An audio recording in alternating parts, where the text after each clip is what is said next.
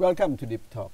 Today we are privileged indeed to have His Excellency Dr. Jerzy Bayer, Ambassador of Poland to Thailand, with us. Ambassador, welcome to Rangsit University. Thank you very much. How long have you been in Thailand? Well, it's going to be 4 years quite soon. I arrived in mid-March 2009 and presented my credentials to the Crown Prince in August 2009. You like Thailand? How is it treating you? Well, I like Thailand very much. We talked about that, before the program. When I visited my first 50 countries, I prepared a sort of a ranking, according to numerous criteria. And Thailand ranked first. After 100 countries visited, I repeated the ranking with the same result. Now I have 150 on my record, and the ranking remains the same. Oh, thank you very much for honoring Thailand. What were your experience before coming here? Well, the first time I set my foot on the Thai territory, I may quote an exact date, November the 4th, 1980. That was the day of the presidential elections in the United States. I was a roving correspondent, a journalist, for the Polish press agency at the time. And one of my tasks, tasks that time was to collect, all the reactions and informations about the evaluation and assessment of those elections all over the Asia and Pacific. Exactly on that day, I landed at the Don Mueang airport at that time. วันนี้เนี่ยเรามีเกียรตินะครับได้รับเกียรติจากคณะเอกอัครทูตโปแลนด์ดร. เยซี่ไบเออร์นะครับท่านเป็นเอกอัครทูตประจำประเทศไทยอยู่ที่เมืองไทยมา4 ปีแล้วเนี่ยแล้วท่านก็บอกว่าท่านชอบเมืองไทยมากนะครับแล้วก็ท่านเลือกประเทศไทยเลยที่อยากจะมาประจำเป็นลำดับหนึ่ง Ambassadors, Poland is a remarkable country. You really, you are one of the big country in Central Europe, and you have a long experience, and you have changed, from a planned economy to really a market economy now with success. And now you are members of the European Union, of NATO, and well integrated, and your economy is doing fine. How do you attribute that success? And could you tell us about why there was a change, from the planned economy to, market economy at that time? Poland was that Central or Eastern European country which initiated most revolts and protests against the communist system. Maybe that was our bad luck, but the system has never worked properly. And our nation observed it, since the very beginning. So there were numerous, maybe not uprisings, but many protests by the population. It was 1956 in Western Poland. It was 1968 in Warsaw, in the capital. It was 1970. I think the most tragic ones, because those were revolts by shipyard workers in Gdańsk and Szczecin, two major ports at the Baltic Sea. And those were crushed, by the military, with many victims, dead and injured.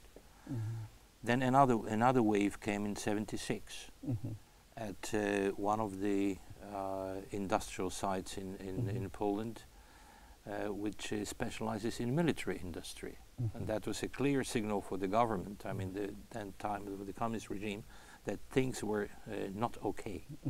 Then 1980, the major wave of protests, when the Solidarity Trade Union was born. And that had to be recognized by the communist government as a proper representative of the people. They signed an agreement with the government, and for more than 1 year the Solidarity acted as an official legal trade union until the party hardliners took over And then the military declared the martial law, or to put it in simple words, arranged a coup d'etat in mid-December 1981. Tomorrow we are going to have an anniversary exactly on the 13th of December. And then Solidarity was banned. Most of the leaders were detained or arrested. So were also many leaders of the Communist Party. And then the military took over for almost 1 year. After that, no reforms to the communist system became successful. Because I think the communist system in itself had some inherent drawbacks. If work is valued not on the base of input, but on the base of political needs. So this is economically not correct. That system could not work, very simply. And that's why, I mean, not a single measure taken by the communist government after 1981, 82 was successful. The economy stagnated. And then, even within the ruling Communist Party, the opposition against the system started growing. The result was, that the leadership realized that without the Solidarity trade union, or without the opposition generally joining the ruling system, nothing could move forward. And that's why we are sitting at the round table. And this is a symbol in Poland. Because in 1988, exactly, the government found itself in a sort of a dead alley. I mean, there was a gridlock, in terms of economy, politics, nothing was moving forward, stagnated. So the government invited, after many protests, in the streets by the Solidarity trade union members and opposition figures, the government invited everybody to the round table talks. There's a huge, exactly round-shaped table where you had everybody seated. The government people, security forces, the army, the opposition, I mean the trade unions, intellectuals, the church, it's journalists, artists, students, not only professors but also representatives of students. Everybody was present there. Okay. And they worked out a solution. The solution was a semi-democratic elections, where part of the mandates at the parliament were eligible for election, part of them were reserved for the ruling party. Everything which was freely elected was taken over by Solidarity. And that was a clear sign. 1 year after, in another election, things changed completely, because the election was absolutely free and the Solidarity trade union took over the government. So one of the solutions adopted at the roundtable talks was the change of the economic system, independently of the political system, but the economic system. The market economy was introduced.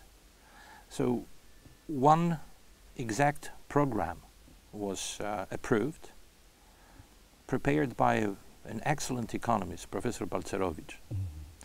And then this model was repeated in many other Eastern and Central European countries. And that expert just promised the nation, you tighten your belts for 2 years, okay, you will have some difficulties. But once you are through them, things will be okay. And they were. Okay. Thank you very much. I lived through that period of change, when I was Thai ambassador to Poland. ท่านทูตได้กล่าวนะครับผมได้ถามท่านทูตว่าทำไมโปแลนด์ได้เปลี่ยนแปลงจากระบบคอมมิวนิสต์มาเป็นระบบ เสรีนิยมระบบที่ใช้การตลาดเป็นกลไกในการดำเนินการทางด้านเศรษฐกิจนะครับท่านก็ได้เล่าฟังว่าระบบคอมมิวนิสต์เนี่ยมันใช้ไม่ค่อยได้อาจจะมีปัญหาในระบบเองหรือในทฤษฎีแล้วก็ท่านก็ได้เล่าถึงเรื่องการเปลี่ยนแปลงที่ใช้เวลานานมากนะครับจนกระทั่งในที่สุดก็มี solidarity เนี่ยเข้ามาทำให้มีการเปลี่ยนแปลงและชนะการเลือกตั้งโปแลนด์ก็ได้มาเป็นประเทศที่ใช้ระบบประชาธิปไตยแล้วก็ market economy ก็คือระบบตลาดนะครับตั้งแต่บัดนั้นเป็นต้นมา in the 1990 I think started from that point of time ก็ต่อก็ตอนนี้นี่ก็จบสำหรับเบรกนะครับแล้วก็ don't go away come back for the next time okay